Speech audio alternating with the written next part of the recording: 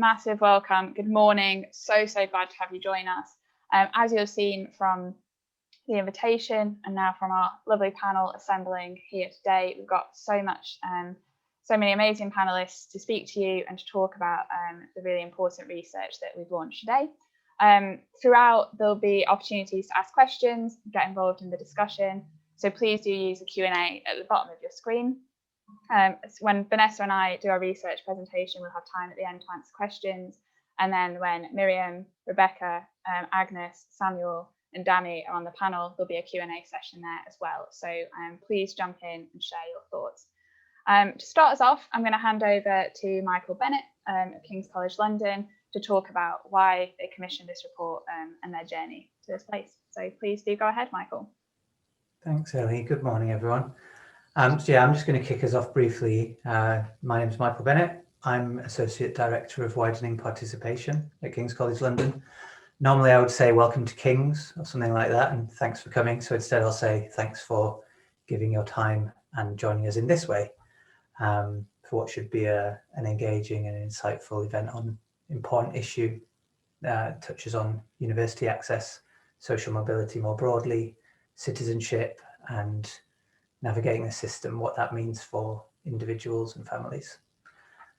Just to note, there are people here who are going to be coming from universities, charities, schools, folks who may or may not know what widening participation is. Just to situate us, we work to widen access to King's and to promote fair access to King's and to higher education more generally. And we also do work addressing educational inequality and social justice. So as part of that, widening participation at King's proudly supports students with insecure immigration statuses to access higher education. We work with learners from underrepresented or so-called disadvantaged backgrounds in all sorts of different ways. Many barriers exist for different individuals and groups of people in all sorts of ways, and arguably they're particularly pointed and complex for learners we're talking about today.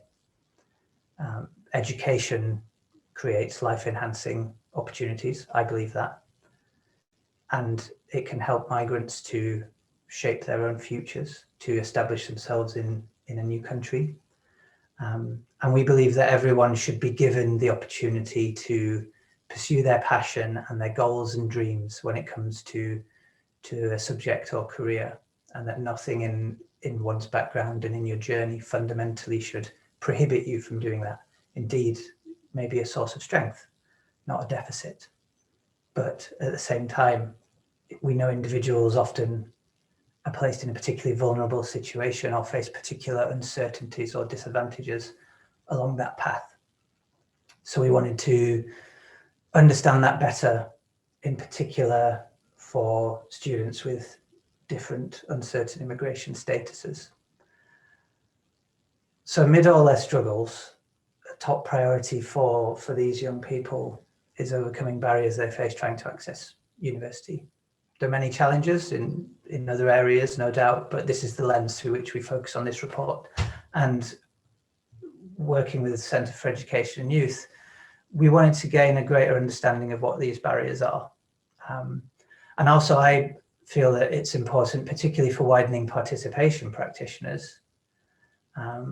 Often if you work in this area in universities, you may feel often that you're a sort of jack of all trades and a master of none. You know about a wide breadth of issues and challenges facing young people, but actually you might worry that you don't have a deep understanding, particularly in an area like this where there are things like the legal complexity. So we did in part want to provide something for practitioners to read and make use of as well, particularly given the impact it can have on people's lives, as well as those in the policy-making position and other areas to be able to call for change and to make some relevant and actionable recommendations and calls to action. And I think that the report's shown that uncertainty is built into the heart of the immigration system, with long waits for decisions upon which applicants have very little agency often, making individuals uncertain about key aspects of their future. Certain statuses, like having limited leave to remain, provide only temporary legality that can trap young people and their families in a state of limbo effectively. And it's hard to make a plan and to make your way when your path, the ground under you is unstable. And that prolonged uncertainty that accompanies asylum claims could even have a stronger effect on mental health than any pre-migration trauma. So as a result of that, and one of the kind of recommendations, we are calling on universities to provide young people with insecure immigration status with that targeted, well-advertised support, including access to specialist mental health services. Many already do that or plan to and are putting that in place, in which case, make it visible, make it proactive, make it human. Universities can ensure that young people with insecure immigration statuses have access to advisors within the university that can signpost them to specialist immigration advice, but they can act as advocates and as champions for them and support students to manage their studies. It's about supporting them to access university in the first place and to remove barriers to getting here, and then to manage and thrive when students arrive with us. I don't want to sort of speak to you as if to say King's has got all the answers and is doing all of this perfectly. We're not, but the will is there and the direction is set. Now, with the help of the findings of this report, it's going to be about harnessing, improving and championing. And at King's, we've made big commitments to supporting students with insecure immigration status. I'll touch on a few of those briefly. First and foremost, what's right in front of us as a WP team, we prioritise students with insecure immigration status for our programmes, such as K+ and our Sutton Trust Summer School. We use contextualised admissions to take circumstances that students have faced into our decision-making process on application, and we can use that information to assess an applicant's potential to succeed and the context in which they're achieving. And that means that we can give further enhanced consideration and reduced offer. In the area of citizenship, we've supported students into King's who'd applied to university and then realised at a late point that they weren't entitled to student finance support required due to their immigration status. Obviously that comes up in the report. When they've come in, often students have worked for us as student ambassadors, but actually they're campaigners often in their own right, and they've actually challenged us quite profoundly. One thing that we've done in response in terms of the barriers people face to securing citizenship and the high cost of application, with EdAid and with Citizens UK, we've established a charitable citizenship payment plan to offer interest-free support to families in that situation, to help them make that cost and then to enable university access. Just on our students and work they're doing, some of the students on one of our MA service learning modules, which is called Migration, Social Justice and Community Organising, they developed a digital platform with Citizens UK to help settle the status of 1.2 million undocumented people in the UK. And some of our other students via King's Legal Clinic provide advice to migrants and refugees there. And we have a broader sanctuary programme and a flagship initiative in the education setting.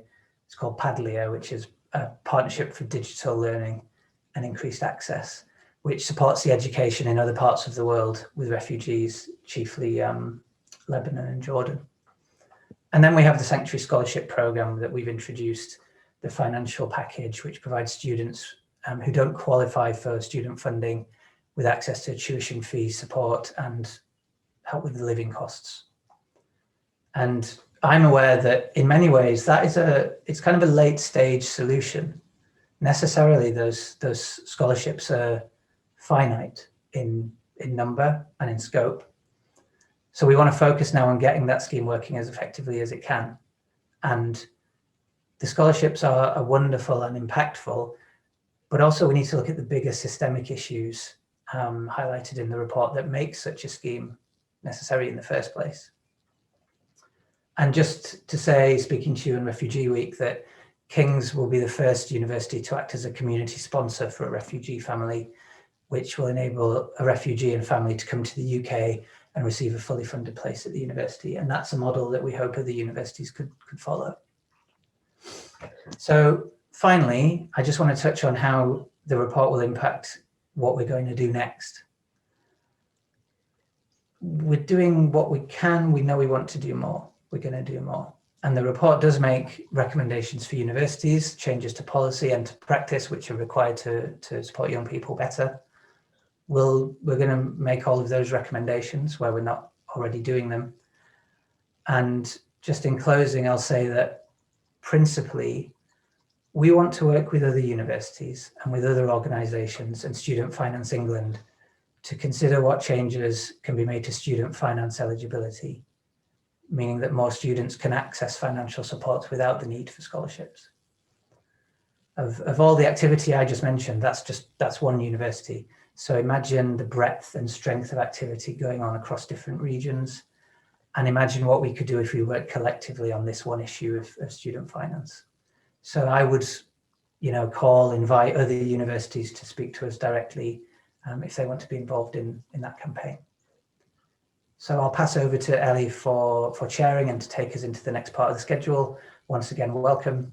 Thank you so much for your time. Look forward to seeing your engagement with the research. Thank you so much. Ellie.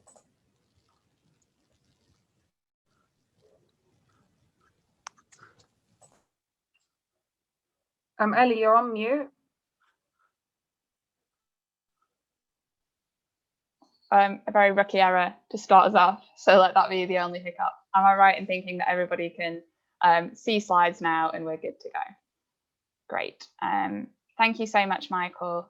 Vanessa is just going to kick us off, and just so everyone knows where we're going through the event, Vanessa and I are going to present the research findings. Please use a Q&A to ask us some questions, and then very excitingly we'll be hearing from Agnes and Samuel to hear their stories before going on to the panel. So Vanessa, if you would like to get us started. Thank you, Ellie. Hi, everyone. Thank you for joining us.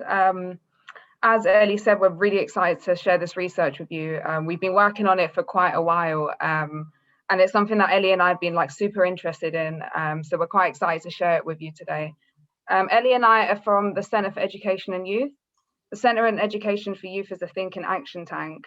So we carry out research and provide support and tools to policymakers, organisations and practitioners who work alongside young people. So everyone in the CfEY team brings their own experiences. Sorry, Ellie, do you mind changing the slides, please? I am so sorry, I'm trying to. No worries. So everyone in the CfEY team brings their own experiences from working on the ground, with the team comprising of ex-youth workers and teachers. So we're all very passionate about young people and making sure they make a fulfilling transition to adulthood.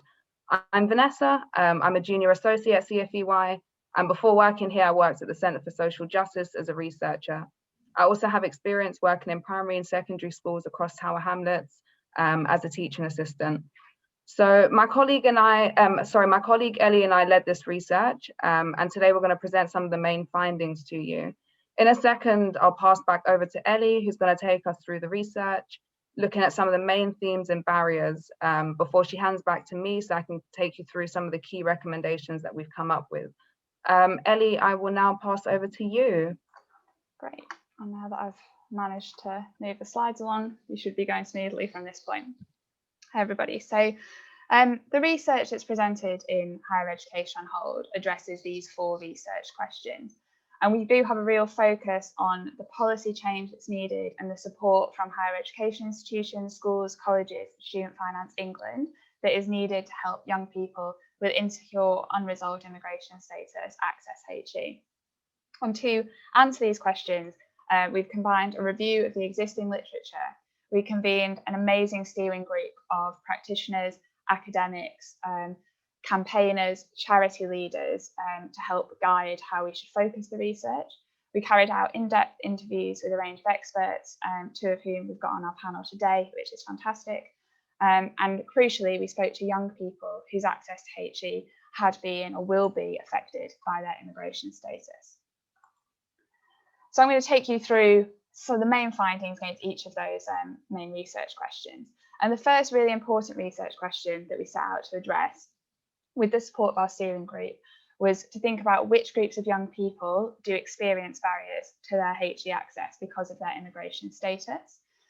A lot of the existing research, although not all of it, of course, focuses on what's often known as so-called forced migrants, which often refers to refugees and asylum seekers, although it is worth noting that some people do use the term a bit more broadly than that.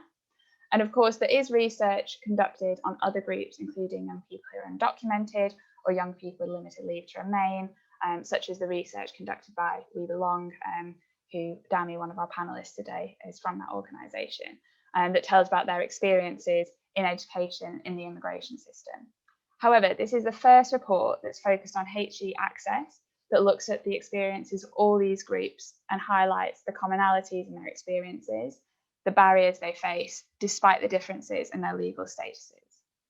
And we agreed with the steering committee to keep this broad focus so we could look at the barriers that they share and see where they're different, and also to avoid feeding into a discourse which is common in our society, that there are some people who migrate to the UK that are deserving of support, deserving of access to education, and some that are not. So therefore, in the research, we examine the experiences of young people who are undocumented, young people who have limited leave to remain, indefinite leave to remain, those that are seeking asylum, or those that have been granted refugee status or humanitarian protection status, which is a form of sort of temporary protection similar to refugee status, but slightly different in its time limitations. And as it'll become clear in this presentation, we found that some barriers block HE access for some, but not all groups, and some groups are more likely to have particular experiences. So some of our recommendations to improve access are directed more at one group than another, but we'd really like to start by saying that we maintain that across the whole immigration system and across the higher education sector, we'd like to see all of the barriers that we discuss removed, so that all young people with any of these statuses are more able to access HE and therefore achieve their potential. We of course looked at the scale of this issue and the extent to which these young people are underrepresented in HE, and essentially it is quite difficult to make a determination about that. In the UK, there is a lack of data about these groups, and there is uncertainty even about how many young people actually have insecure immigration status. There's also no data held by University or Student Finance England to tell us about how many young people want to apply for university but are unable to because of their ineligibility for student finance. Of course, young people that want to progress to university, finding out about those limitations, find out at different stages of their journey, some before they even apply, so they don't apply, some on their first inquiry to student finance, and some when they're further down the road, even at university, before they find out that they're not eligible for loans. So it would be very difficult to collect that data and very difficult to centralise it. So essentially, we don't know how many young people are affected by these issues. But we do know that thousands of young people and thousands of families in the UK have all of the statuses that we talked about in the previous slide. And given that we know that the legal rules stop some of those groups from accessing student loans, we know that there are many young people in the UK that want to proceed to higher education, but they cannot. We examined a variety of different barriers to access and to success once these young people have progressed to higher education.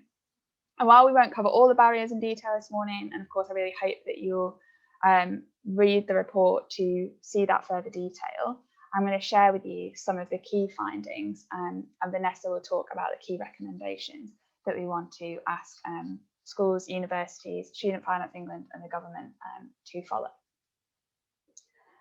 We found that uncertainty, as Michael mentioned in his opening comments, was threaded throughout the experiences of young people with insecure status as they progress through the education system, the immigration system, and then as they attempt to access HE. And uncertainty so underpinned many of these barriers and is so built into the heart of the immigration system that uncertainty becomes a barrier to access itself.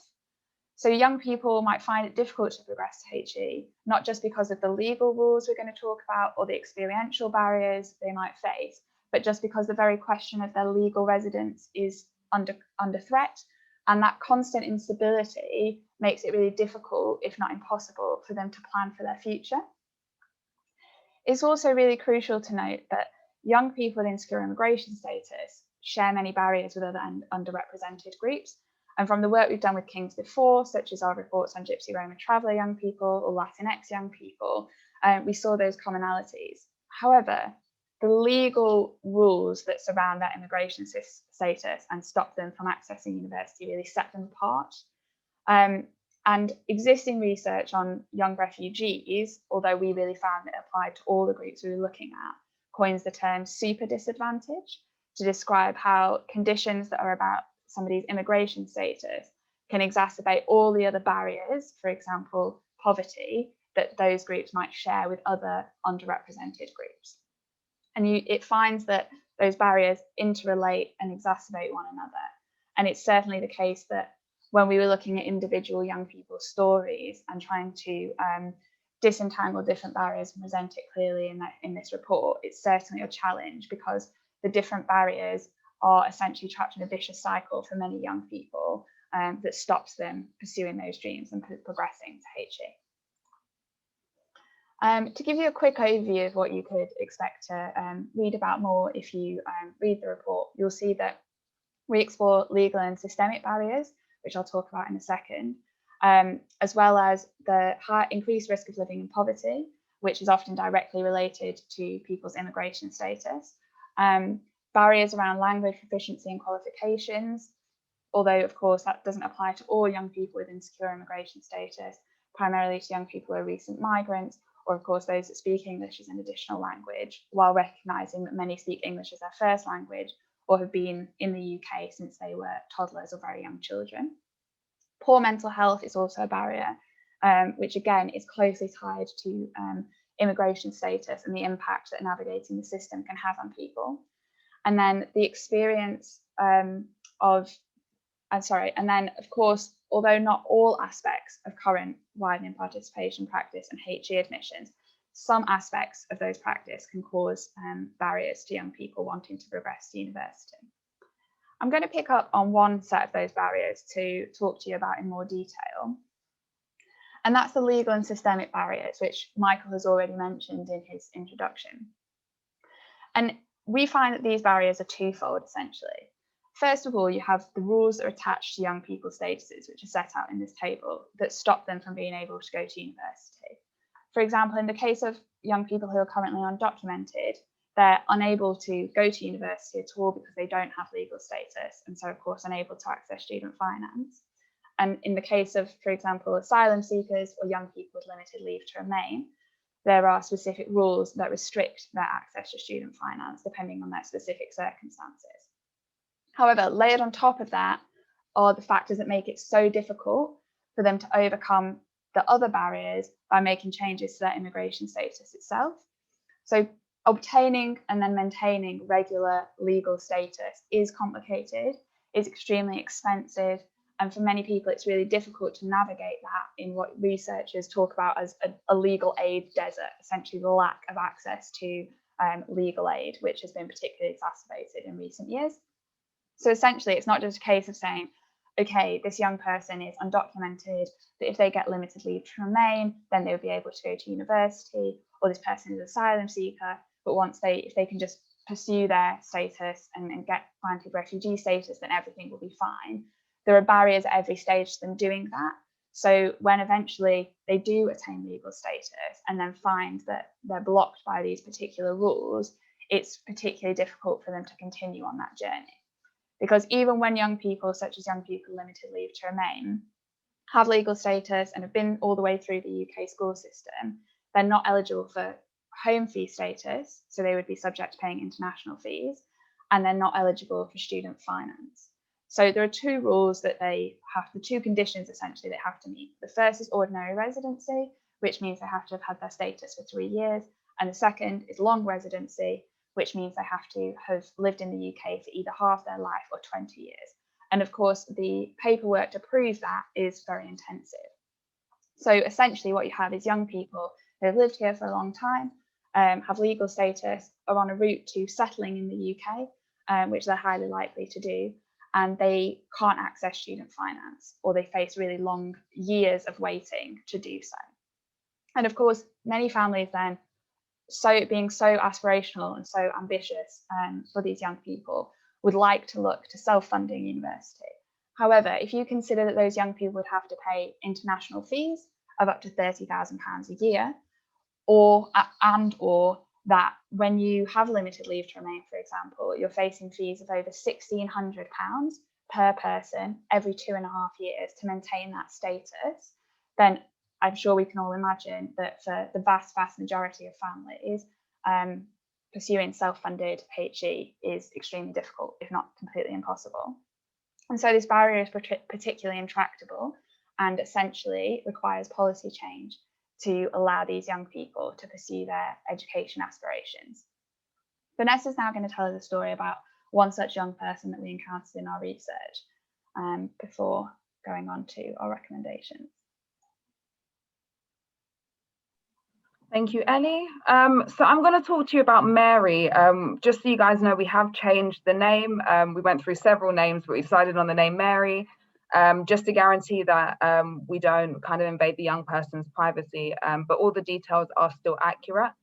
So Ellie and I wanted to share this story with you because we felt like Mary's story really exemplifies a lot of the barriers that Ellie just went through when it comes to accessing higher education. And for us, it really highlights why these recommendations that we're about to speak about are really important. So Mary was born in Nigeria and she came to the UK with her sister and her mum when she was around 9 years old. Soon after coming to the UK, Mary and her family were suddenly evicted from their home. As you guys can imagine, it was a really difficult time for Mary, with her being roughly about 10 or 11 at the time, so quite young, and being a young person that's been removed from her home alongside her mum and also her sister. So speaking to us, she kind of spoke about the time and spoke about how devastating it was. So on the screen in a sec, you'll have a quote from Mary. I'll just read it out to you. So she says about the time, "That was just a disaster. It was horrible. We stayed with a friend of my mum's and we were fleeing from the police after a few months. In the same year, immigration visited our home. I was lucky, nobody got detained, but it was a horrible year for me. I just didn't want to go to school. I didn't feel like doing anything at the time." So as you can see, young people with insecure immigration status often face real difficulties, whether that be in terms of poverty, having secure housing, and these kind of problems also leak into their education and make it so they have kind of difficulties engaging. As you can see, Mary was talking about, I didn't want to go to school and she just didn't really feel like doing anything. As you can imagine, going through something like having police at your home and being homeless is quite traumatizing. But unfortunately for a lot of these young people, it's something that happens quite often. In Mary's case, despite going through this, she was still able to finish her GCSEs and started her A-levels. And at the time, she had really high hopes of going to university. However, when it came to applying for university, she couldn't because she didn't have lawful status at the time. And as we kind of highlight in the report, for many young people, gaining lawful status in itself is a difficult process, and B, it can be complicated because it's quite expensive. And as I said before, this was the case for Mary, who it was quite difficult for her to obtain her status because of the cost, with her parents struggling to regularize their own status alongside hers and also her sister's. So when she was talking about it, as you can see on the screen, there's another quote from Mary.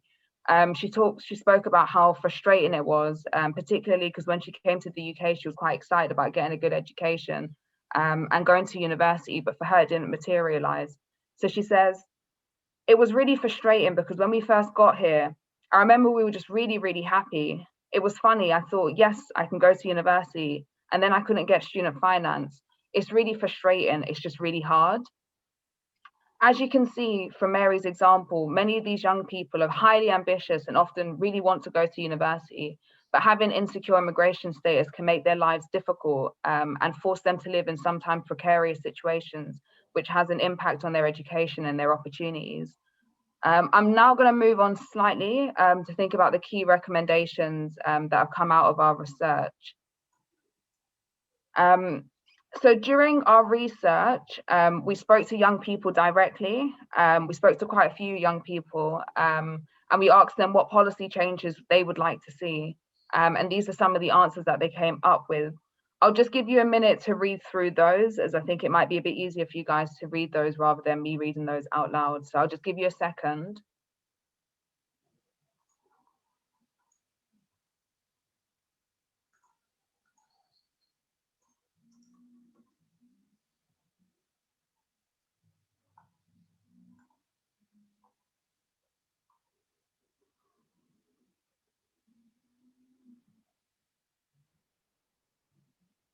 I'm going to move on slightly. I feel like that was enough time. I read it in my head and I'm quite a slow reader, so I think that should be just about enough time. Ellie and I will probably send the slides around anyway, so you should have access to this. So thinking about policy changes, as Ellie explained before, the primary barrier these young people face is linked to their immigration status, with many not having access to student finance in terms of grants and loans. For some young people, as Eddie said before, they are able to access student finance under the long residency category. But this is only after they've had lawful status for 3 years, despite how long they may have already been in the UK. So for young people who are finding out quite late, so for example, if they're finding out at 18, they've got to wait the period that it takes to legalize their status. And then once they've legalized their status, which in itself is not an easy or quick process, they now have to wait another 3 years in order to be eligible to access student finance, which of course creates delays and creates uncertainty for these young people. So we argue that young people should be given access to student finance immediately once they gain lawful status. And we also think that universities should use their power and their influence to kind of push for this recommendation, as it's one that will positively impact a lot of the students that are going to their universities now and in the future. Next slide, please. Thank you. So in terms of recommendations for student finance, so when we spoke to young people and experts directly, a lot of concerns were raised about the information that young people were receiving about their eligibility. So immigration rules are complicated, and navigating student finance as a young person with insecure immigration status, is difficult. So the young people we spoke to reported receiving conflicting advice from student advisors, which created confusion and delays with their applications. Of course, often student advisors are well-meaning, but unfortunately they don't have access to the information or maybe don't know. So in some cases, students are rejected for student finance despite being eligible, or in other cases, there's confusion around what documentation they need in order to apply, making the process an arduous one. We therefore call on student finance to provide further training and ensure that advisors have the tools and the knowledge to deal with these queries. We also suggest the creation of a specialist team to deal with queries that are slightly more complicated, to ensure that students are receiving the right information, and it's that kind of, to make sure students are receiving the right information. And we also call on student finance to produce a single set of clear and concise rules. As we said before, there's a lot of confusion sometimes about what documentation students need. So we feel like there should be a single set of rules so students are well aware of the documentation that they need in advance, so they're able to produce this for student finance to make sure the process is a slightly easier one for them. Next slide, please. Thank you. So thinking about universities, so similar to student finance, when we spoke to young people and experts, they spoke about sometimes getting conflicting advice from admission staff, which creates obviously confusion and chaos, as you can imagine, for a young person who's trying to apply. Often, of course, this is because the rules are complicated and sometimes advisors are simply unsure, despite being very well-meaning, of course. We therefore think it's important that all universities train their admission staff to ensure that the advice that they're giving students is accurate and relevant. And we also call on universities to make sure that, we call on universities to train some advisors to be more specialists. So again, like student finance, they're able to handle more complex cases when they're dealing with students. Our second recommendation for universities relates to scholarships. So some of the experts specifically that we spoke to recalled finding the application forms that they were helping young people with to be quite invasive, with students being asked to kind of, I guess in some ways, relive their trauma or just talk about things that aren't particularly relevant to their application form. Of course, as you can imagine, this is uncomfortable and unpleasant for a young person, and quite frankly, often isn't needed. We believe in most circumstances, a young person should be based on their academic merit only, unless it's relevant for whatever reason, but often it isn't. So we therefore suggest that when offering scholarships, universities are adopting a consistent approach across scholarships, ensuring that students aren't being asked invasive questions about their personal life, which have no bearing on them as a student. And then in terms of ongoing support, for young people with insecure immigration status, or for any young person for that matter, the support shouldn't stop once they start universities. And we know that universities often have a wide range of support services. However, our research highlighted that a lot of the time these young people aren't necessarily accessing them and maybe aren't aware. So they're dealing with issues to do with their mental health and finances alone, despite there being a wide range of support services available to them. We therefore think it's imperative that young people with insecure immigration status, it's a bit of a mouthful, should have access to advisors within the universities and are made aware of the services available to them as soon as they begin, to save them having to kind of find out about these services once they're already at crisis point. And then our last recommendation is around finances. So it's important to note that, as Ellie said before, some young people do not find out that they are not eligible for student finance until after they have started their courses. And in some cases, students have found themselves in debt to the university because they've already started their course, but they don't have access to the student finance funding to pay for the course. And in those cases, sometimes they end up in debt to the university. We think in such cases, universities should create a reasonable payment plan for students who are able to continue their studies. And in cases where they aren't able to continue their studies, universities should write off the debt to ensure that there isn't kind of a lingering debt on the students' shoulders despite not being able to even continue their studies. Ellie, if you take me to the second to last slide, please. So thinking about schools, colleges, and also sixth forms, of course, for many young people, schools can be an invaluable source of information, particularly when it comes to navigating student finance. We therefore suggest that all schools, colleges, and sixth forms, particularly in areas where they have high numbers of students with insecure immigration status, that they have at least one member of staff who has an understanding of immigration statuses and how it impacts a student's access to student finance. Or teachers should at least be able to signpost students to relevant services to ensure that they're able to get the information. That is it in terms of the recommendations. If you take us to the next slide, please, Ellie. So that is it for now. If you have any questions, feel free to ask in a Q&A, and we also have a Q&A portion closer to the end. Thank you so much for listening. I'll pass back to Ellie.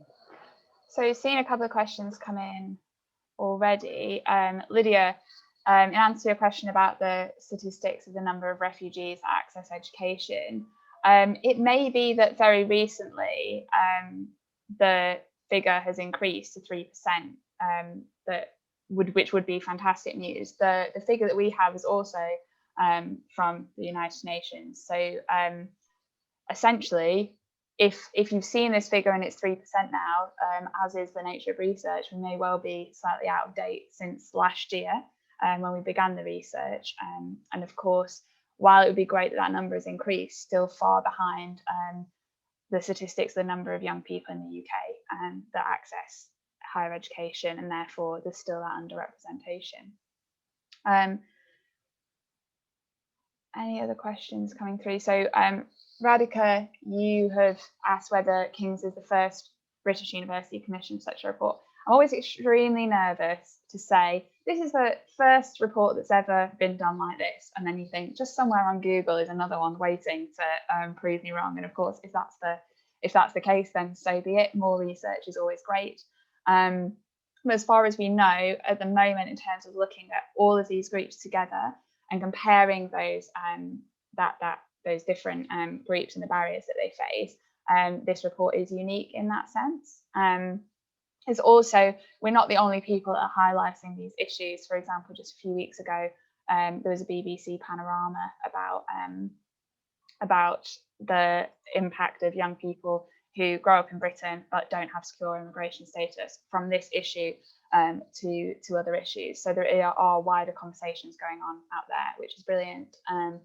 So yes, but at the moment, King's is leading the way in terms of looking at all of these groups alongside many other universities that do a lot of work on different migrant groups and how they can be supported. Just seeing a couple of questions coming through on the chat as well. I am going to show my slight lack of knowledge in terms of other nation student finance. I believe that the Scottish system has a very different approach to student finance, and it might be that later on our panel, people from King's who are more steeped in exactly how student finance is run across different nations might be able to answer that question. But essentially, the report findings are focused on England. So I'm just jumping between Q&A. I'm totally happy to find them on chat, but if people could use a Q&A, it just makes it a bit easier to keep track. Ellie, could I just mention on the Please uniqueness or not, I suppose, of the research and the report? Yes, I suppose the one thing that I would suggest is that perhaps what's of merit here is that it's synthesizing a few different things. In a way, there's the research, literature review, evidence-based part. There's the interviewing and qualitative part with experts and with learners. But there's also those two additional elements around widening participation and practice, which is perhaps not something that would come up in a report that was just focused on one particular area of research, for example, combined also with the not just recommendations but calls to action effectively. So something that does all three of those perhaps may be unique, I would say, versus a kind of more straightforwardly purely academic research focused piece. I'd just offer that as my thoughts on that. Thank you, Michael. Really helpful. I'm just going to answer one more question before we move on. Please remember you can tweet us at the CfEY or on mine and Vanessa's individual Twitter handles and continue the conversation. And just for those of you that are asking, we will send out. We're recording this. We'll send that out, and we can share a version of the slides as well if that's helpful to people. Somebody has asked whether there are training opportunities, websites and reports where you can find out more about immigration status. There are a variety. I first of all recommend, especially for young people wanting to explore their own status and access to student finance, We Belong website. So Dami is on our panel, he's a co-CEO of We Belong, has really clear information about about eligibility for student finance. We've also been in conversations with the Student Loan Company and Student Finance England, who do provide some resources, but they're in the process of providing more. You can also, as a school or as a HE institution, access specific training on this. So please do follow that up if you're interested, and we have contacts at the Student Loan Company that are really glad to help. Charmaine there is doing brilliant work, and she's really enthusiastic about supporting these students and making sure that even though there are rules that restrict them, at least if they're supported through that process of understanding it goes some way to helping them, even though of course we prefer to see that those rules didn't limit them at all. Please keep asking your questions. The panelists are also going to be taking questions, but for now, just to keep us on track, I am going to hand over, well actually I'm going to stop sharing and then you'll be able to see all of our faces. And I'm going to hand over to Agnes Harding, who is a young person whose access to HE was affected by her immigration status. She is now a physics student at the University of Manchester, though, and she is going to tell you her story. Good morning, everyone. It's been a while since I've been awake at this time. I just finished my degree, so. But yeah, I'll jump right in. So as Ellie said, my name is Agnes and I'm 23 years old and I'm from the Gambia, but I actually grew up in East London. And yeah, like I said, I just finished my integrated master's degree in physics at the University of Manchester. So yeah, I'm here today because I've been involved in the research that we are talking about, and I have a very personal interest due to my own lived experience of the issue. And pardon my voice, I kind of lost it. So I'd like to start by telling you a little bit about my story and then draw on some of the struggles that I experienced in order to highlight the support that I received and draw on related themes from the report and speak about best practice. And as I do, I'm sure you'll also draw some commonalities between my and Mary's stories, which allows you to highlight, to recognize the ubiquity of these issues among young migrants, notwithstanding obviously the uniqueness of each of our stories. So I came to the UK when I was 4 years old, and I came in 2002 with my mum to meet my dad, who had come here in 2000. Starting in Tottenham, we moved around London and more specifically Dagenham in East London a lot. In fact, we're currently living in our 6th house in the UK. At first, it was only the 3 of us, me, my mum, and my dad. But in 2004 and 2007, we welcomed each of my brothers into the family. After a couple of run-ins with immigration and detention, including threats of deportation, as well as being detained, my family and I gained our leave to remain status in 2015. And since then, we have become a mixed status family, something that, if you know anything about that kind of thing, is a blessing, but also can be a challenge. So I was always studious and I found refuge in my books and the extracurricular things that I did at school, as it was the only thing that I felt that I could be in control of in and amongst the ever-present uncertainty in my life. And then having gained my status in my final year of sixth form, I thought I was free to live the rest of my life, free from the limitations that had been placed on me pretty much since I was 4 years old. Unfortunately, this was not my reality. So after finding out a month before my final A-level exams that I actually couldn't access student finance because I didn't meet all of the long residency criteria, which obviously halted my lifelong plans to be the first in my family to attend university, I pretty much just shut down for a week. I didn't study. I just thought, what's the point? Because really, this is the one thing that I was always good at and was in control of, and it was also being taken away from me.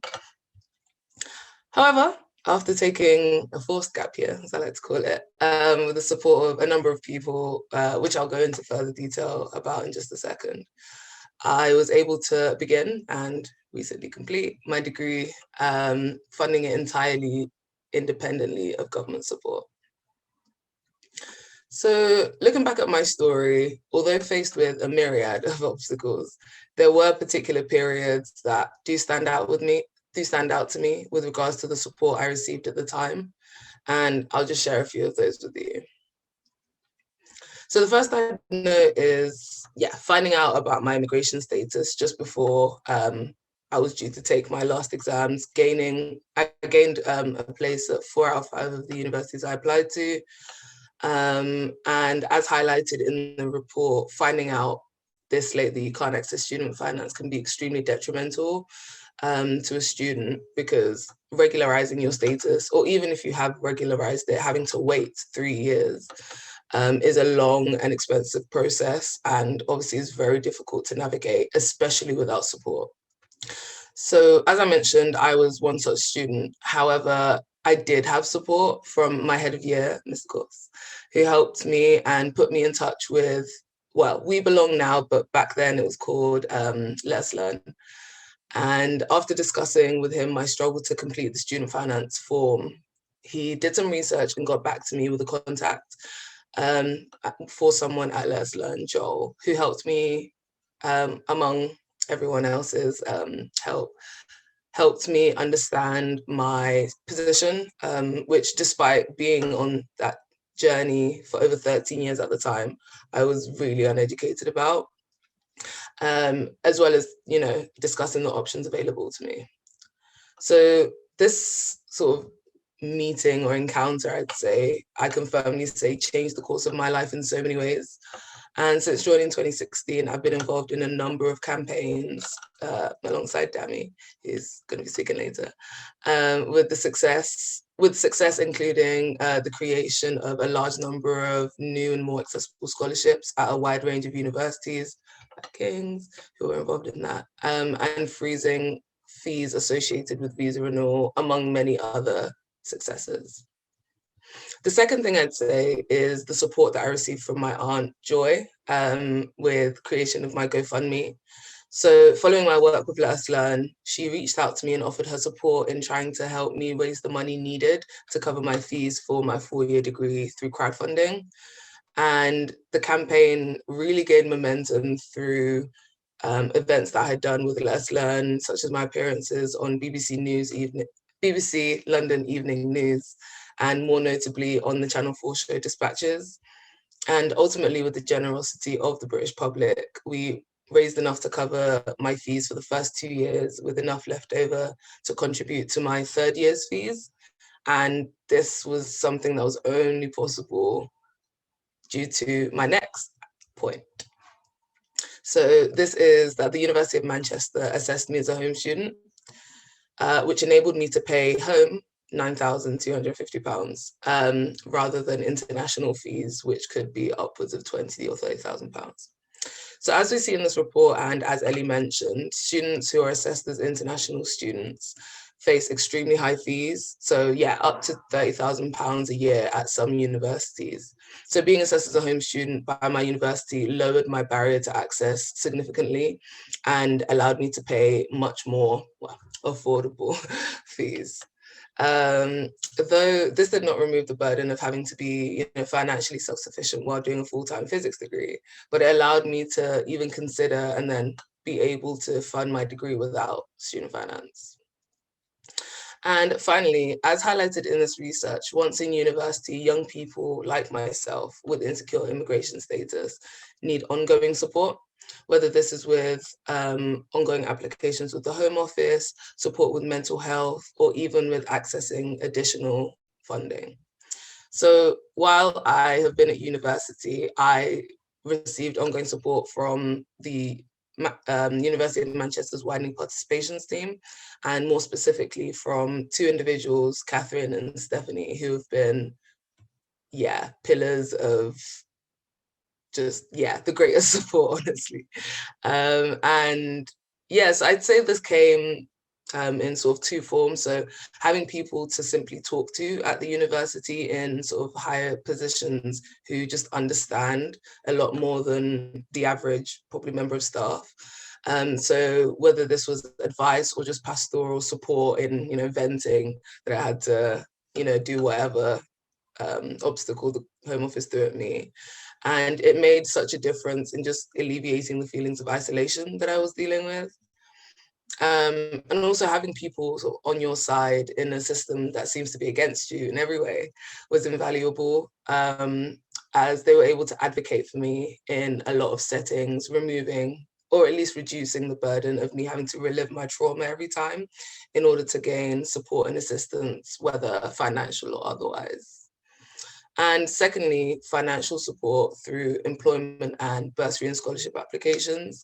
So they were able to lobby for me to get the Manchester bursary, which is usually assessed through student finance, but obviously I couldn't do that in my case. So with their help, I was able to gain this bursary, without which I would have definitely struggled to fund my final year's tuition fees, as I am also right now in the middle of renewing my visa again, a process which costs about £10,000 or over a year's tuition fees for the 3 members of my family. So this definitely, yeah, went a long, long, long way to help. But Yeah, now I am looking forward to starting a job next year, which actually works on this very issue. So supporting young migrants with precarious status in university, or young people from just more disadvantaged backgrounds. So thank you all for listening, and I look forward to answering any questions you may all have during the Q&A. Thank you so much, Agnes. I'm sure everybody agrees that it's so great. It's so harrowing to hear about the barriers that you face, but so brilliant to hear about how you overcame them, and so great to know that you've been able to pursue your education and are going on to support others. So thank you so much. I'd also like to invite Samuel, who is a second year, I'll double check that with Samuel, politics student at King's. Samuel also wrote the foreword to our report, which I will of course link you all to at the end of the event. And so I highly recommend that you read that. I mean, I led the report, so I can say that it's the best bit and it's on the first page. So please do check it out. No pressure to Samuel. And it would be great if you could share your reflections and your story as well, Samuel. Thank you very much for the space, the platform, for everyone who's here. Yeah, and I feel like there's a lot of people in the space that I've a lot to be grateful. Like their actions have really contributed to who I am today. You know, people like Dami, Agnes, Jack, that I've, you know, really known for a while, and I'm grateful for their actions. But yeah, just to introduce myself, as Ali said, I'm Samuel Rami Akinwale. I am a second year going into third year politics student at King's. I'm a Sanctuary Scholar, so I'm a recipient of the Sanctuary Scholarships, and it's something that's really been life-changing. So I'm really just gonna utilize the same format in which Agnes went through her journey. I arrived in the UK. I'm a 2000 baby, so first of all, for all of you out there, I don't mean to say in a snobby way, but I feel like it's just a pretty cool year to be born. So you can, it helps with understanding my age as well. And I arrived in the UK 2011 with my family, everyone, two brothers, my parents, under a tier 1 visa. Yeah, and we came. It's a place of opportunity. My mom had a job here, which brought her here to the UK, and it was, I guess, as a young person, you're in a position of comfort. You're like, oh wow, there's this whole new world for me to explore. I thought the UK was quite cool. It was a nice, great country to visit. I can't lie, at that time, I still thought countries were like on clouds. So I didn't think, you take a plane and you land, and I really thought that when you went to another continent, I was on cloud. But I'm really sidetracking there. But with that, comes this innocence of, not understanding the world that you live in, not understanding immigration. And unfortunately, that that comes back to, hit you when faced with the UK's very interesting immigration system. A system that often offers a lot of barriers that then constitutes to hindrance in accessing education, or the insanely high prices for renewing your fees. So as a result of that, when it came to 2014, 2015, due to challenges that befell my family, my brother was just about to move into university and start his own university journey. And then he was hit with this realization. So I actually had sort of a, second person view on this whole situation. So as you're reading forward, like, unlike many other young people who go through this, my ambitions went stripped away from me at that point, like at a moment's notice, just as you're applying. It didn't hit me by surprise. It took a while. It was a while of watching him go through that challenge, and like watching the family as a collective just suffer through this, try to push and push, and then over time you get there yourself. You're like, okay, but I'll just tell you a bit about the period in between, because I think it affects how you may see, like, it's a very interesting perspective. So for me, there is this there was this, pressure, like how do I surmount this challenge? Am I going to face this challenge? And if anyone knows me, I'm quite, I won't say naive, but I live in a cartoonish world of, anything's possible. So, this is where I started to push for things. I was like, I'm going to do it all. Join the youth council, join the youth parliament, did as much activism and like community work as I could. There's that book called The Good Immigrant. I tried my best to, embody that ideal. And a couple of years later, like I found myself, ironically, it was the exact year from the date that I was arguing as a member of youth parliament for Manchester.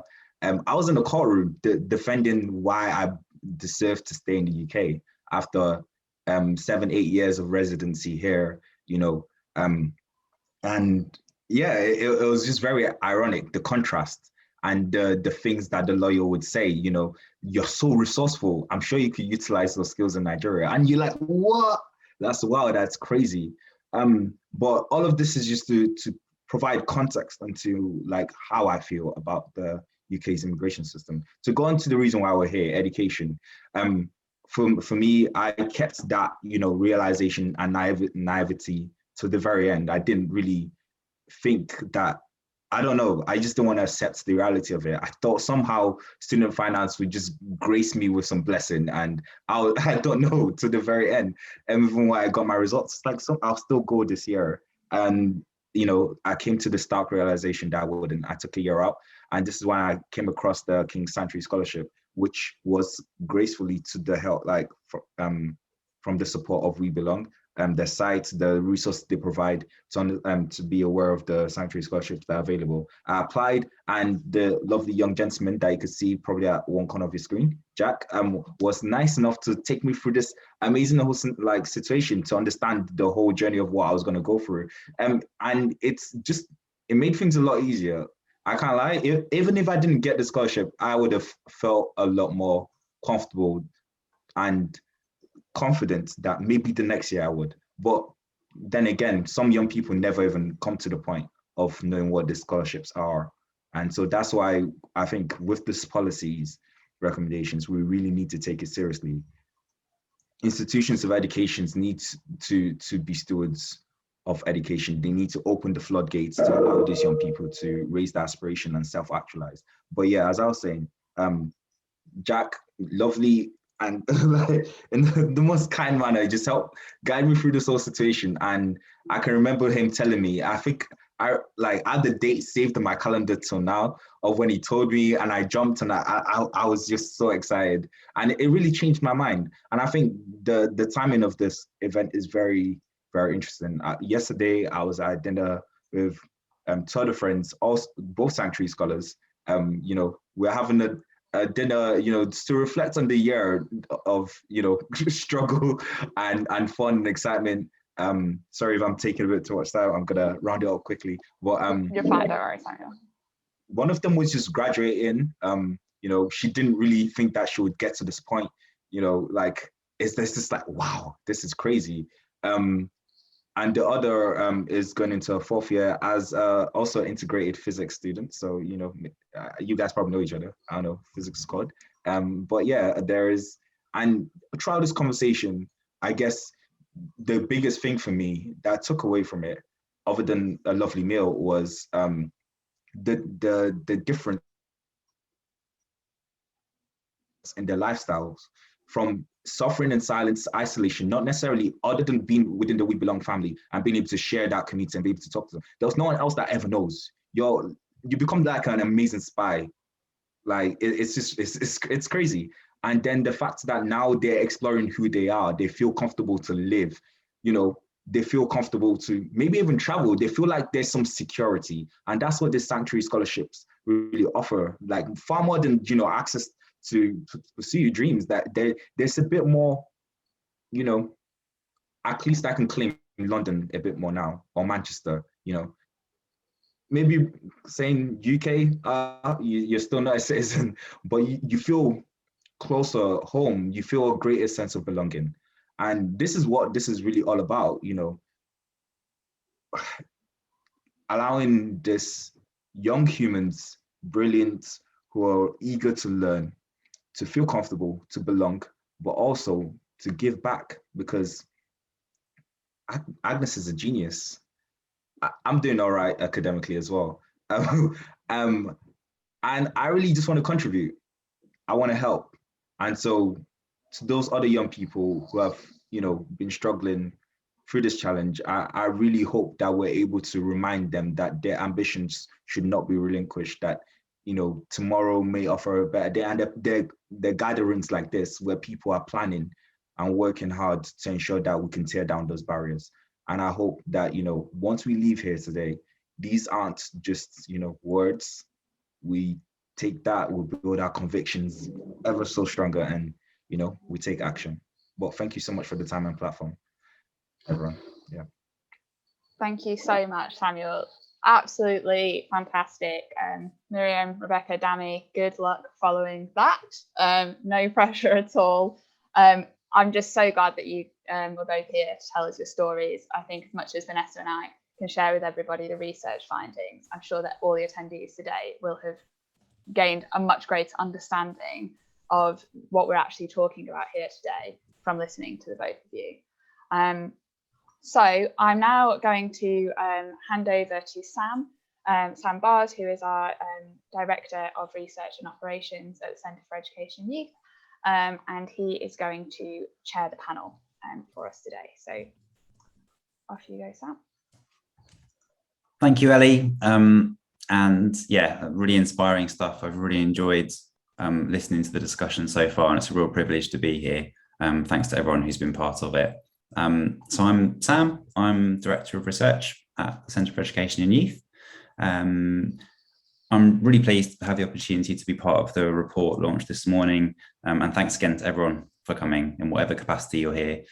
We couldn't have produced this report without the input of the many young people and sector experts who generously contributed their time and whose perspectives run throughout the report and into the recommendations. So I'm really delighted to have this chance to chair the discussion of our findings and recommendations with 5 brilliant experts, and I'm really looking forward to taking some questions from the audience and discussing those with our panelists in a few minutes' time once we've introduced everyone. So while the panelists are introducing themselves, which we'll do in a sec, please post your questions to the panel in the Q&A. I can see you've been doing that already, which is brilliant. So continue to do that as and when the questions come to you, and we will get to as many of them as we can with the panel. So please use the Q&A function, not the chat function, and that will increase the likelihood that we will see your question and be able to respond to it. So firstly, to introduce our 5 panelists. So Samuel, who you've already heard from, is a politics student at King's College London. He's also currently in the process of compiling a book of stories from young people who've had or have insecure immigration status. And Samuel wrote the brilliant foreword to our report. If you haven't read it yet, then that's the first thing you should read. Dami Makinde is co-CEO at We Belong, the first UK-wide charity led by young migrants. Dami's an activist, campaigner, public speaker, and community organiser, and recently worked with the London Mayor's office to build bridges between the Mayor and all London migrants. We're hugely grateful to Dami for joining us this morning. She's standing in for her colleague, Kimberly Garande, who unfortunately couldn't make it today. So a big thank you to Dami for joining us with about half an hour's notice. And I'm sorry if that introduction is slightly inaccurate. I had to jump on your LinkedIn profile this morning and do some last minute stalking. So yeah, if there's inaccuracies in there, then I'm sure Dami will take the chance to correct them. Agnes is a physics student at the University of Manchester. We've all had the pleasure of meeting Agnes already, and she's going to be on the panel too, in the final year of an MPhys, and she has worked alongside We Belong. So really interesting joint perspective there. Mariam Taher is Universities of Sanctuary and Regional Coordinator at City of Sanctuary. Mariam's lived experience of accessing education as an asylum seeker and is part of the Equal Access Network at STAR, which is Student Action for Refugees. Finally, Rebecca Murray is a lecturer in sociological studies at the University of Sheffield. She formerly led Brighter Futures, the Article 26 project, and is now a member of the Universities of Sanctuary and a trustee of the Shrub and Westheimer Trust, which provides educational support for refugees. And Rebecca was an expert informant on the research project.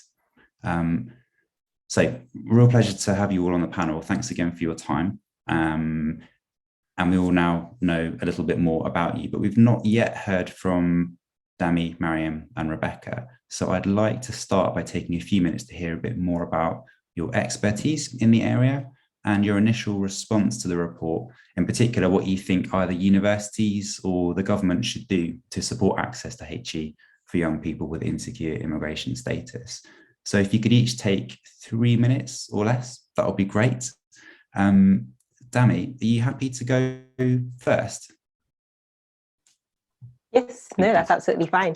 Thank you so much for having me on this morning. I will admittedly say that I haven't fully read the report, but I have read a part of it.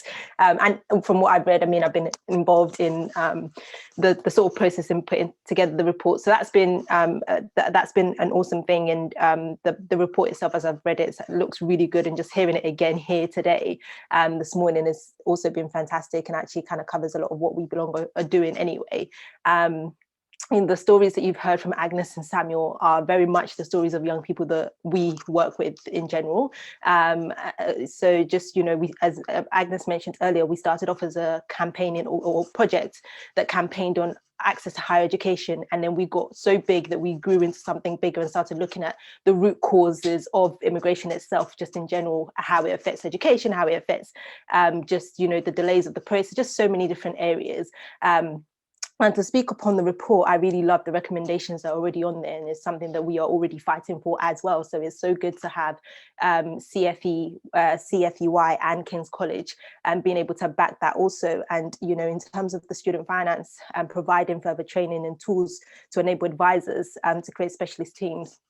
This is something that we are working with alongside Charmaine from Student Finance, from Student Loan Company, to see if there is a possibility in We Belong providing that training. And because we know from testimonies of young people, from us being experts in the field, we know the type of errors that are currently constantly being made from giving incorrect and inconsistency advice. Young people feel that they're always in limbo, not sure of what it is that they are having to do or what they're being told, because each advisor, unfortunately, sometimes gives the wrong information. So it puts young people far behind when it comes to applying for student finance and trying to get the status, trying to get their evidence sorted. And also with, being able to, for the recommendation for student finance to be able to just have a clear, concise guidance on documentation acquired. This is something that we are also working with them along. And in fact, I think it was a month or 2 months ago, we provided a 2-page document on, evidence that they should be looking for, particularly for those who have long residency. So those who need to meet a certain criteria to be able to meet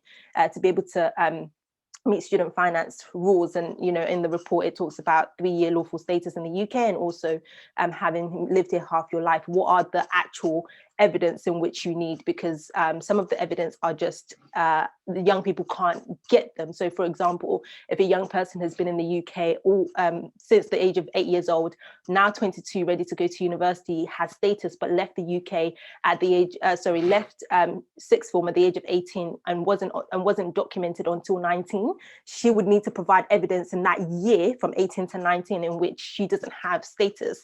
But when you know that when you don't have status, you can't have a bank account, you can't rent, you can't work, you can't travel. There's nothing in which that statement, in which that year can provide you any form of physical evidence to submit to student finance to say, I've been here the entire time I've claimed. So what we are trying to do is say to student finance, a young person on long residency who meets the rules often have a documentation from Home Office that states that the Home Office is accepting their document or is accepting the fact that they've been here half their life as evidence. And so this evidence should be submitted to student finance as a result, as a way of saying we have been here more than half our life, and this is highlighted in Home Office's document before I can even receive my status. So those are some of, I hope that that's not too much jargon on the policy side, but those are some of the stuff that we are working with student finance on, just to make it so much more simpler for young people who actually meet student finance, and so that it's not something in which they have to feel like it's a burden, and the burden really is, or the onus really is on the young people to provide the evidence, and sometimes they just don't have that when Home Office document that provides the fact fact that they accept that they've been here half their life in the UK just kind of kills any other evidence that you need, because it shows you that you meet the long residency criteria. So again, that's some of the stuff that we're working with. And also, you know, support needed just from universities in general. So I will try and wrap up because I know that I probably extended my 3 minutes. So just for, again, for the admissions, you know, we are working with universities consistently. We've recently just opened up, and I know that Refugee Education UK, formerly known as Refugee Support Network, are also doing this with asylum seekers in general, but just providing training to universities in terms of how to support to young people, you know, when it comes to their mental health, when it comes to their finances. And we've had various different universities sign up to our program to wanting that training, which has been successful so far. We've only just brought it out, and we've had 3 trainings, and we've got 7 more in the pipeline. And just that ongoing support is really needed for young people in this space and in this time, because, you know, as we are in the pandemic still, anxiety continues to increase with young people. Mental health issues is skyrocketed, and then add on top of that finances, because young people, you know, go to university without realizing whether they meet student finance rules or not, and they just, you know, just go for hoping that they would meet it, and then having to fall into debt and things that are happening. And oftentimes these rules aren't always that crystal clear. So we continue to ensure that we are getting into schools, which is probably one of our biggest forums that we work with, getting into schools to ensure that teachers and teachers just understand, and students themselves understand, that it is a really big risk going into university, not knowing whether your status or not knowing whether you would qualify for student finance or not. So there's other things that we are doing on the ground, but just in terms of, you know, the recommendation, the support that's going on already, and that you the report was highlighted, I just wanted to ensure that I came on here as well and just spoke about some of the stuff that we belong are doing in relations to that. But I will also speak lastly, sorry, on one more thing just before I end, and I promise this will be the last thing. And I know I'm speaking so fast, but that's also because I'm conscious of the time. So on just one more thing in terms of university and scholarships, one thing that we belong has really noticed is that although scholarships are out there, well, very limited, they are often going to just asylum seekers. And that's something that we are still trying to change, even years down after protesting on this.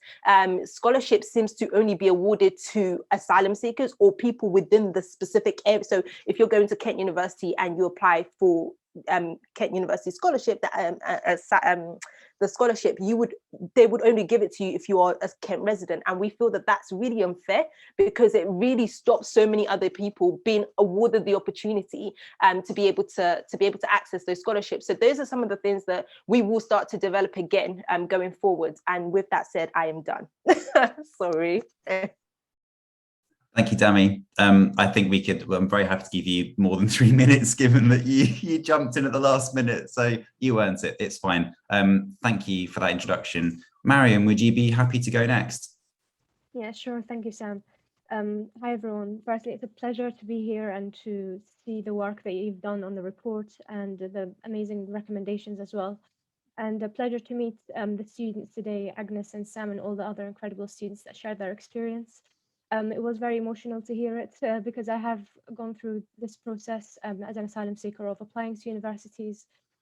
And my younger brother is actually on a 10-year route, so he's completely different from me, but the barriers that are mentioned in the report and all of the challenges there, I definitely resonate with them as well. As Samuel said, I work at City of Sanctuary UK. It's a charity organisation that promotes a culture of welcome, understanding and inclusion of people seeking safety here in the UK, which covers anyone that comes to the UK who has fled violence or persecution or has come to the UK to seek safety.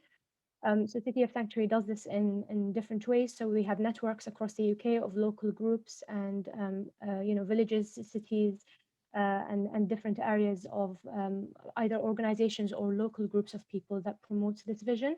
But we also have the streams. So the streams of Sanctuary include universities of Sanctuary, colleges, schools, faith groups, libraries, and many others. And the idea behind it is that if we start this understanding of the challenges and the experiences that people seeking safety have to go through on a local level, on a small scale, this can expand then to have a more kind of countrywide approach and a countrywide understanding of promoting welcome and promoting accessibility and understanding for people seeking safety. So my specific role is working with universities, and my lived experience was the main motivation and the thing that made me passionate about going into this work. Working with the universities at the moment is about growing the network already. So we have the Universities of Sanctuary network of 22 awarded universities, and that means that they've gone through an appraisal process of a few kind of, I guess, requirements or a few areas that they've considered in terms of how they understand the challenges that people with insecure statuses go through, and what processes or mechanisms there are at the university to help them enter. So one aspect of this, which you have already heard and probably seen in the report and other places, is the development of the sanctuary scholarships. This is the key aspect, and it's about accessibility and allowing students to go into university. And the other aspects is going beyond that to tackling the hostile environment, to having mechanisms in place to ease access and facilitate access into those scholarships, to widen the eligibility criteria, and to make the experience of the student as productive and as successful as possible in any kind of shape or way that this can look, depending on the context of the university and what challenges there are. So part of our work is, of course, kind of coming into this work and having access to scholarship. I recognize how life-changing scholarships can be and how many opportunities they can open for students. But I also recognize the really interesting kind of view or aspect of it, which is mentioned in the report, is that scholarships should not be the only way that students are able to access education, or young students with insecure immigration statuses. And this is because not only the places are limited, they are limited in their criteria and their eligibility, and they sometimes don't allow students to get into university if they haven't, you know, overcome the other barriers and the challenges of not having enough support at college and not having enough guidance or information at a school level to be able to realize their potential and what they can attain and what they can reach. So I considered myself, when I went into university and got into that scholarship, which was one out of the other scholarships that I applied for. I only got accepted in one, and I was extremely lucky to be accepted. I realized how fortunate I was, and I realized that the opportunity I have, many students are locked out of having that opportunity. And now, with working a lot with individual students and having so many questions and queries, the system is confusing, and the goal and the targets for universities is to do all they can to help provide places for young people with insecure immigration statuses, but also to recognize their role and the power they have in policy change and in tackling the structural and the systemic problems and the root of the issue. And that's something that the report emphasizes really well. And I hope within my role and within the Universities of Sanctuary Network, this is something that we can definitely work on. I would say one thing that the City of Sanctuary has worked on in terms of schools is the Schools of Sanctuary Stream, and using the opportunities we have with the Colleges of Sanctuary Stream, which is very recently launched now, in raising more awareness through the resource packs formed and through the conversations we have with the colleges, and connecting those local refugee communities and local groups of people helping refugees with their colleges and schools, and understanding the role that schools and colleges can play, and the training that can really help those advisors and practitioners be able to really pave the way for those students. When I was at college, no one from the tutors or the advisors that I had at the time knew about my situation or knew how to find solutions to my situation. So I had to take it kind of upon myself to research and to find solutions for myself. And it can be a very lonely and very isolating process.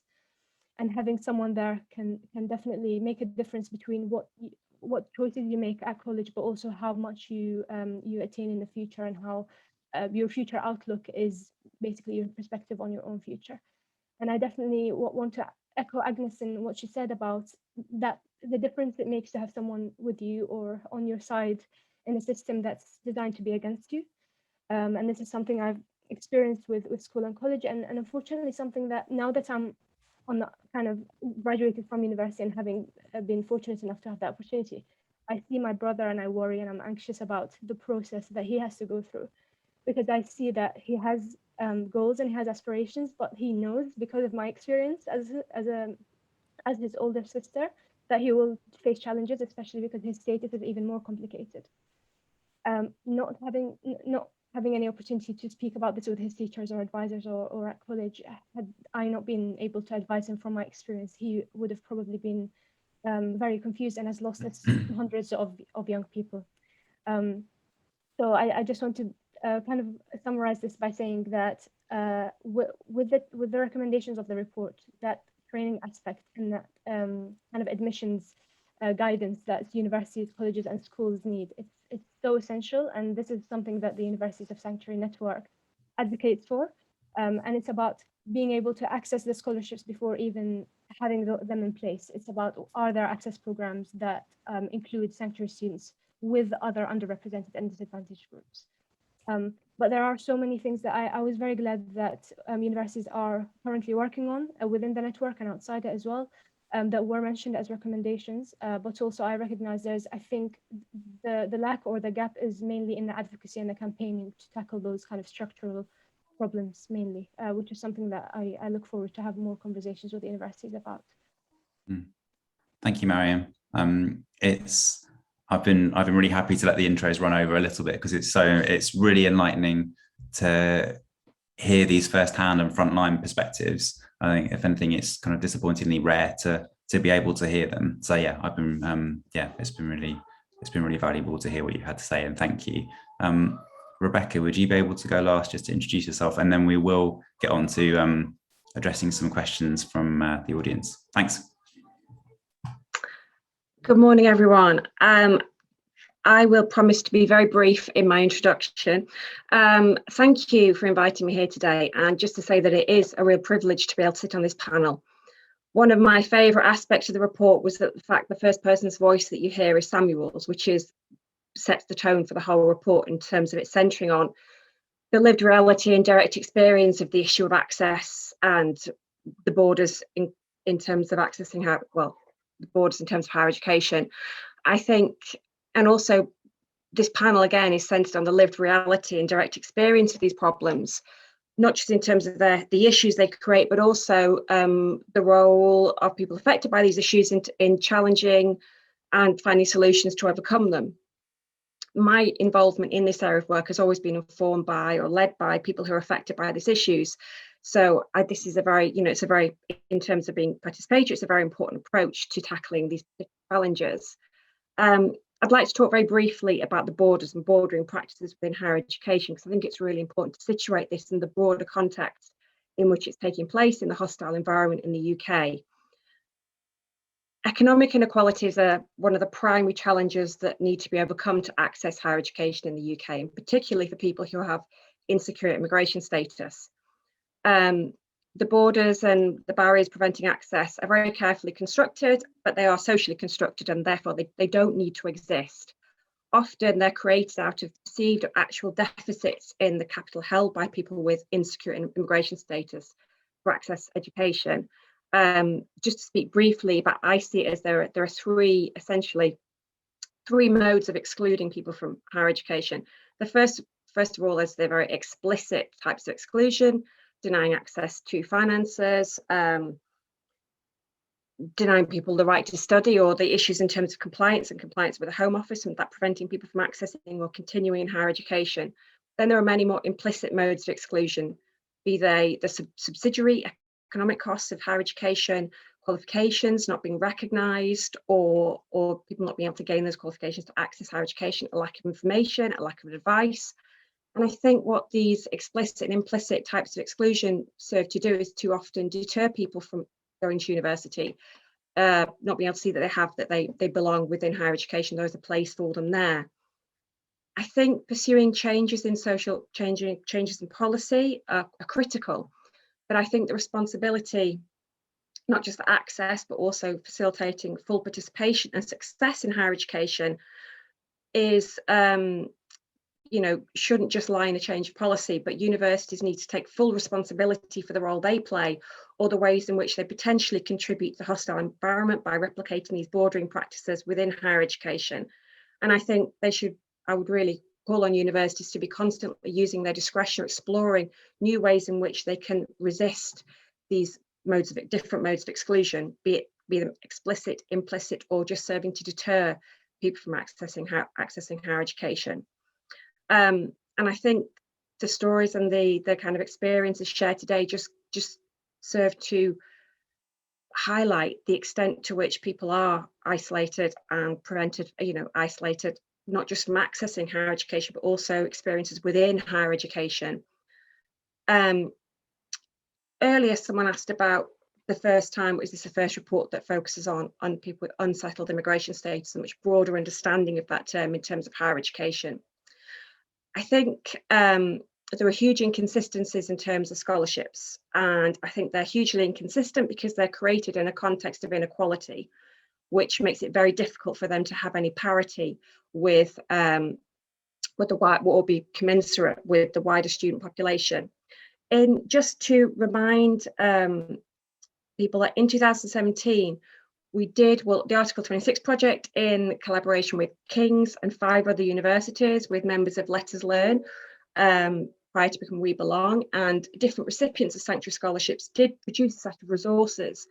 And one of those resources is explicitly about a wider understanding in terms of identifying recipients of Sanctuary Scholarships that extending beyond people who have sought asylum or people who have limited leave to remain as a result of seeking asylum. So I just wanted to, and I think there are some universities that do this very well and have very good schemes that are very inclusive, but unfortunately, that isn't consistent across the sector, and that is a significant challenge that needs to be overcome. But I think there is, anyway, that's a set of resources which I wanted to remind people of and perhaps share with attendees. However, I will leave it there for now. Thank you. Thanks so much, Rebecca, and for all of you for introducing yourselves in very good detail. It's really useful and helpful. We have had some good questions come through, and I think I'll start with this one because we always intended this report to be ultimately focused on potential solutions and what we should be campaigning for, calling for, what we would like to see the world look like. So we've had a question about what are the practical things that teachers and schools can do to be better educated and make sure their students are better prepared. And it's also something that came up earlier in the discussion. So I wanted to put that one to the panel first. So what are the practical things that schools can do to make sure that their own staff and the students in their care are better informed about this issue? I'm happy to put it to anyone in the panel who wants to respond to that. Just jump in if you want to go first. Agnes, brilliant, thank you. I would probably approach this question from just a lived experience point of view. So I'd say that, like I mentioned before in my own experience, the fact that my teacher was able to go out and do some research, that was a great first step. But I do think, like Becky mentioned before, there are an increasing number of resources out there available to educate yourself or your staff or whoever's taking charge of this on first of all, just understanding different statuses. Because I think even as someone who has been on this immigration journey for 20 years, it's so hard to get your head around the jargon. So I think that the first thing that needs to be tackled is just simple understanding of, okay, here are the statuses that exist beyond potentially, just the well-known ones.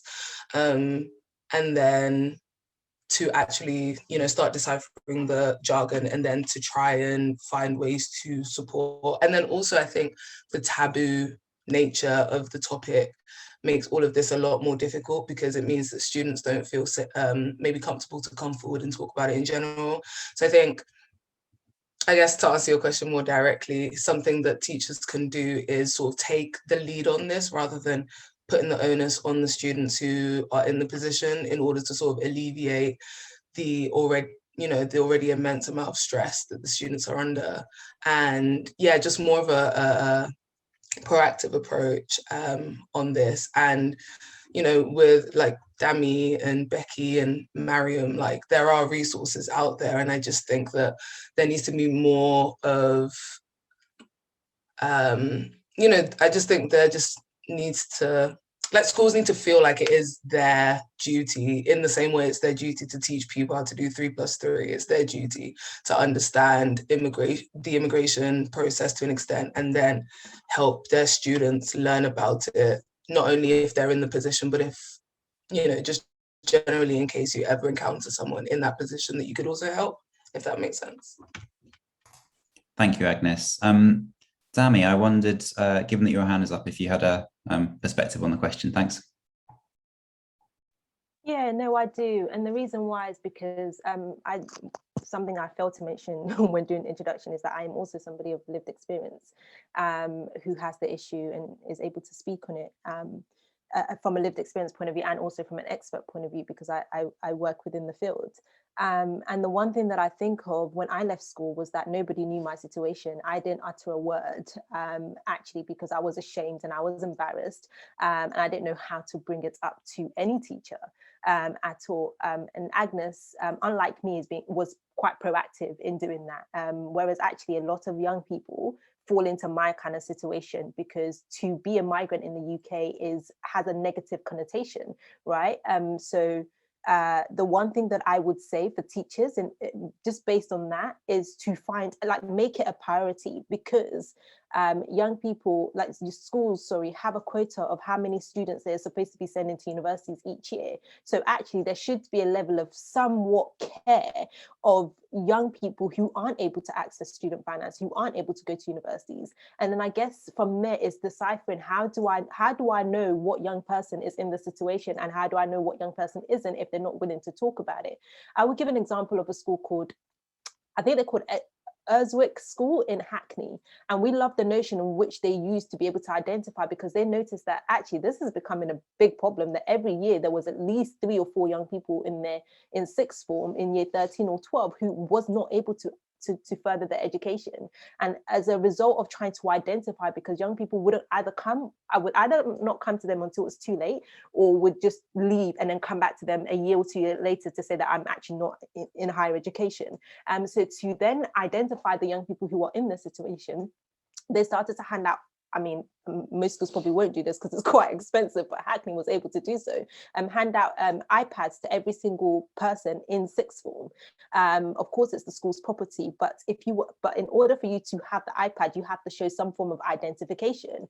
And for somebody who is undocumented, you won't have that. And so therefore, if you keep consistently making an excuse for not bringing an identification to school, and that has to be either a passport or provisional driving license, then you are suspects for them to be able to say, let's have a talk, is something else going on? And from there, they start to identify that issue, and then they bring they refer them to We Belong. And that's something that is a proactive nature of a school doing something to make sure that actually they trying to nip this in the bud quite quickly and quite and ensure that young people have the resources and the help. And then I think that they can do what Agnes has mentioned in terms of them being proactive and looking for all the resources, trying to understand statuses. And I also think that, sorry, I will stop talking again very soon, but I also think that in order for the practical things in which they can do is train your teachers. Like, some people do not have, like, schools need to train teachers. Some people do not understand the detrimental things that occur when that can go into teachers not understanding statuses. So for example, we went to a school wanting to do training for the young people so that they know and are aware of their statuses, and a teacher basically said, if you don't, to everybody in the year, if you don't have British citizen, come with me now. That is something that is so detrimental, and young people thought that they were going to be deported and the police was at the door. And so it's understanding the linguistics, the language, the way in which you can approach the situation with sensitivity. So we actually train teachers to be able to understand how to talk to young people who don't have documentation, how to talk to young people just in general, and doing it in a way that they don't feel ashamed or embarrassed, so that they can come and talk to you. So those are the things that I just wanted to say. Proactiveness, training your teachers, and then also ensuring that you have a way of identifying who doesn't have statuses. And I will stop there. Thank you, Dami. It's great to have some practical experience of what's been done as well. That's what we're always seeking, that perspective in our reports and the work that we do. Anyone else on the panel want to respond to this initial question about what teachers can do, what can happen in schools on a very practical level to make sure people are better educated about this? Yeah, I just wanted to add one thing to Dami's and everyone's great comments, and it's about creating opportunities or a platform for people to speak about these issues or speak about what seeking safety in the UK is like, what different immigration statuses are, whether it's in a specific topic or a specific subject, or just as an activity for Refugee Week, for example, or for any kind of Global Week activity that schools organize. And it's for teachers themselves to use the materials available and the resources to try and encourage those conversations. Something that really stuck out to me that Dami said, which I related to, was feeling ashamed of speaking about these things or feeling scared to speak about them. Because the environment, it doesn't come up in normal conversations, and the environment you're in might not understand these things, especially if you have seen or have been or have faced anything hostile throughout your process, which you most likely have, seeking safety or asylum or going through the different complex changing immigration statuses. So to have a safe space and a safe platform to share these things comfortably is really important, and to include other students within that learning. So I think lessons or presentations or events around this where these topics are spoken about comfortably is really important. And I've shared there a link in the chat with some resources that can be used for these things as well. Brilliant, thank you, Mariam. And that's actually a really good point. If anyone has anything to share that people can click through to or follow up on, then please put it in the chat. That'd be really valuable for people to be able to follow up. So thank you. I'd like to move on to the next question, just because we're coming up against time now.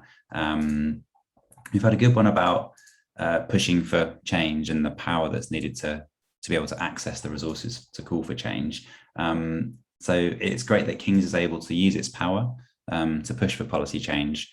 What can be done to get more universities behind this? We're going to need really brief responses to this because we're going to need to wrap the panel up soon. But what can we do to get more universities to come on board in the way that King's have done?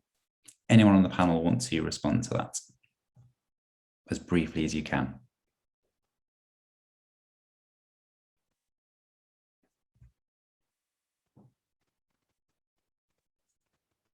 Rebecca, I wonder if you had a particular perspective as someone who is working at an institutional level or in a higher education institution. I think, well, I suppose without wanting to respond with a question, I wonder what King's has done already to ascertain the extent of the support for policy change across the higher education sector, because there is the University Sanctuary Network, there are existing networks of universities. I think around 72 have either delivered a scholarship scheme or have they've at least advertised one based on a piece of research I did a couple of years ago, mapping what's happened over the sector over the course of the past 10 years. So I think it will be interesting to see how you could use those networks and establish the level of existing support, and then how you build on that. Okay. I think it's a really good point. I'm happy to jump in. I'd agree exactly with what Rebecca's saying, and wouldn't really try and say that King has got in place a level of support for policy change. And for us at King's, this is something that we are starting to look into, and what we're trying to do is actually building that network and using things like the University of Sanctuary. So would really want to meet up with Mariam and after this and actually think about how we could work together to try and build a level of influence and power that can help to influence change in things like student finance eligibility. And definitely to build on the work that's already happened with We Belong, and appreciating that actually We Belong are generally the experts on campaigning for change, and are some of the only organisations to have already done that in this area. So yes, very much would want to work with the universities of sanctuaries and We Belong in that area to build more people that do want to influence change in it. Brilliant. Thank you, Jack, for that. I'm mindful of the time. We haven't addressed all the questions, but one of the nice things about these sorts of events is that we all know, I feel we know each other really well. We've got people's details in the chat. I'd strongly urge you to make the use of the next few minutes before we wrap up the event to reach out to people who've said something that you want to follow up on or whose work you're interested in while we're here, and to do that afterwards. It's been really it's been a great privilege to be able to be part of that panel. And it seems to me, I've been thinking while we've been discussing about what themes we can pull out and how that might influence what happens next. It seems to me, not just from the panel, but from everything that came before as well, that there's a huge emphasis on individual responsibility. It's instinctive to see stories like Agnes and Samuel's as inspiring, and they are, but I think they're also really worrying. We seem to put all the responsibility on the individual seeking secure status. That includes the huge, difficult act of coming forward to seek help in the first place. That's something that many of the panelists touch on. Otherwise, the individuals who need help sometimes remain invisible. We had a question about how competitive scholarships can be, and I think that speaks to that same point, in that they clearly are a way of allowing some individuals access to things that they may not have been able to achieve through other routes. And to that extent, they're clearly part of the solution, but they're not the whole solution. And that's something we discuss in the report. And I think that's really problematic. Sometimes we can take kind of half steps towards a solution, but it might not be the systemic change that we need. That doesn't mean that they're not helpful and useful. But that, in general, that seems to me to be a big theme, that idea of the individual having to kind of carry the responsibility. I think in calling for change and seeing change, we need to try, no matter how hard it is, to think of the motivations behind the current system, the people who've put it in place and the people who sustain it. What are their motivations for doing so? What are their motivations for designing a system that's fiendishly complex, that has particular language that runs through it and supports it and justifies it? And what ultimately they're trying to achieve with that system? And I think the language point is potentially an interesting one. There's lots of interesting research at the moment around poverty, for instance, on the language that you can use to engage people who otherwise might not see themselves as being interested in a particular issue or seeing it as relevant to them. Those, I think, are the two main themes that I picked out of the panel. Samuel, would be really nice to hear from you, given that your hand is up. Yeah, I just really agreed with what you're saying. I just wanted to raise the additional point about the understanding the motivations behind the way the policies the motivations behind the way the policies currently are and how they've been like built up over time. I think there's a subtle, I feel like sometimes it feels like people see this as just a magical like conclusion of how the system is, like as a result of policies being built like in a way that doesn't work well together, and people have just fallen through cracks. I would just like to highlight to those who are listening that a lot of this stuff are deliberate. They're not, it's not a mistake, it's not a misgiving, it isn't a wicked policy issue. There are deliberate challenges put in front of migrants to sort of deter them from staying in the UK or all of that. And the UK has the obligation to its citizens and they have their agenda. However, I do not think that this actually serves the betterment of like the UK as a society. It actually just serves to create more divides and makes like certain people inefficient, and especially people who've lived there for years and years and years and have strong ties to the UK and want to give back and have no way to contribute at all, can't work. And essentially they exist and take space, but they can't do anything. And then they're blamed for things that are beyond their control. I think, so sorry, I feel like I just hijacked your point there, but I think there's a point of deliberateness that needs, a conversation that needs to be had on those lines. And to know that, in terms of campaigning and advocacy, it's definitely a uphill battle, because I think not only are the government not willing to change things, but they're actually turning things further extreme. Like they're heading in the opposite direction. And I really don't know how to change the sail or any of like whatever analogy works in that context. But thank you again for the platform and everyone for listening. No, thank you, Samuel, for articulating that so clearly. That feels like a really good place to wrap up the panel. And I just want to say thank you again to all of you for being part of the discussion. Yeah, it's been a real privilege to be part of it. And thanks from the Centre for Education and Youth to everyone who was involved in putting together the research. And thanks to Ellie and Vanessa for producing such a valuable report. It will be remiss of me not to mention you two in all of this. So without further ado, I'd like to hand over to Jackie and Jack at King's to wrap it up. Thank you. Cheers. Thanks, Sam. So I'm Jack. I'm WP manager at King's and oversee our work with students from insecure immigration backgrounds, particularly in the pre-entry phase. I just really want to offer some really quick remarks from what we've heard today. And firstly, when a system is broken, like, you try and change it. And the immigration system, like, from the experiences of people who've gone through it, we've heard from Dami, Agnes, Samuel, like, it's quite clearly broken in so many different ways. But the report, like, really highlights one area, and we've discussed it quite a lot in this session today, that directly relates to university. And that is the eligibility for student finance. And it's so clearly wrong that young people who've been given limited leave to remain, specifically because they've proven to the Home Office that their long-term future is in the UK, are then asked to wait for a number of years to get student finance.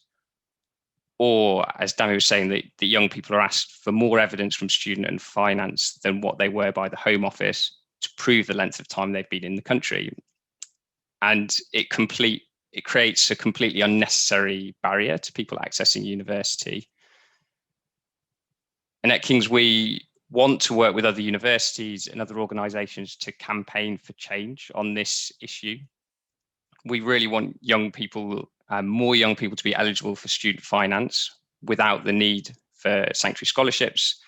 And I was really happy to hear Mariam talking about, like, universities as sanctuary, and actually, on top of the amazing work that they're already doing, wanting to do more work on campaigning and advocacy. And something Samuel said really struck me, and that was that educational institutions need to be stewards over education. And I interpret that to mean that, like, we need to take responsibility over policies that are directly related to higher education, and understand that organisations are not neutral, and that by saying nothing, we're offering support for the current policies which are in place in relation to student and finance. And I really think, like, working collectively as universities and other organisations as well, we can make change on this issue, even if it will be really, really difficult. The system in Scotland is already very different, and change has happened in England before. And We Belong have done this so well and successfully campaigned in the past to change student finance eligibility rules. So I think that shows that it is possible to make change. And again, picking up on what Sam said, like, there's never going to be enough sanctuary scholarships for everybody. Even if there were, the process of applying for scholarships is really difficult and puts a lot of pressure on students, on top of often already studying for their A-levels or for their qualifications. So it's only ever going to be a part solution, whereas changing student finance eligibility will be a longer term, more sustainable solution that will enable more young people to access university. So if there is anyone that's interested in working with us on this, then we'd really want people to get in touch with us and start creating a group so that we can work specifically on this issue. We'll send information on how to do that with the slides that Ellie will send over. And lastly, thank you to everyone for coming. I'll just pass over to Jackie for the final comments. Hello everyone, I'm Widening Participation Officer at King's College London, and I just wanted to give my thanks to lots of different people. So a quick thank you to everyone involved in the research, the expert steering group for helping to frame the research itself and for giving guidance on what to look into. And huge thanks to the young people involved and for them sharing so openly their stories in the hope that it will help change things for the better. And for this launch, thank you to the panelists, Dami, Rebecca, Mariam and Sam for chairing. And special thanks goes to Agnes and Samuel. As always, everyone will have learned so much from your powerful stories. Thank you so much for that. And we'd also like to give special recognition to Ellie and Vanessa. They've had so much drive and dedication throughout the whole research process. They've put a lot of thought into producing a research report, which will generate clear recommendations to follow. And Ellie shared a link to the report in the chat, so you can all read it in full. This report is going to be invaluable for us at King's and for other universities in improving our support for students with insecure immigration statuses and in campaigning for policy change. As Jack said, we call upon other universities to speak to us directly if they want to be involved in this campaign. And finally, thank you to all of you for attending the report launch, and I hope you'll also support our campaign for policy change. Thank you very much.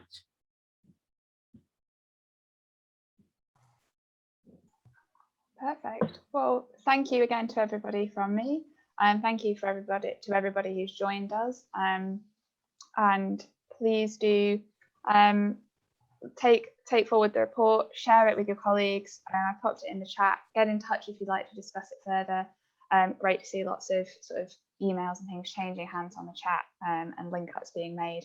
But for now, I'll let you all go on with your days and hopefully see you all soon in the future to discuss this further. Thanks, everybody. Thanks. Thank you. Bye. Bye, everyone. Bye.